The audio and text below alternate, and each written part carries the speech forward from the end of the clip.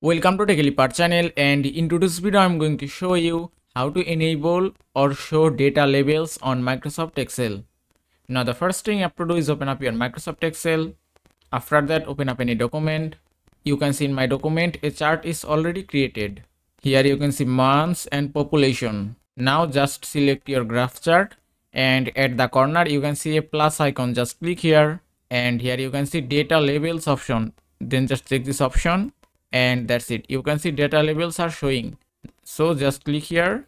That's it. From here you can customize your data label. You can see center, inside base, data calculate. You can choose any option as you like. Suppose if I select center, and that's it. Also, if you click on more options and then click on text options, from here you can change your text field. If I click here, you can choose white color, and it's done. And that is how you can show or enable data labels on Microsoft Excel. I hope this video was helpful. If it was, please give it a thumbs up and don't forget to subscribe.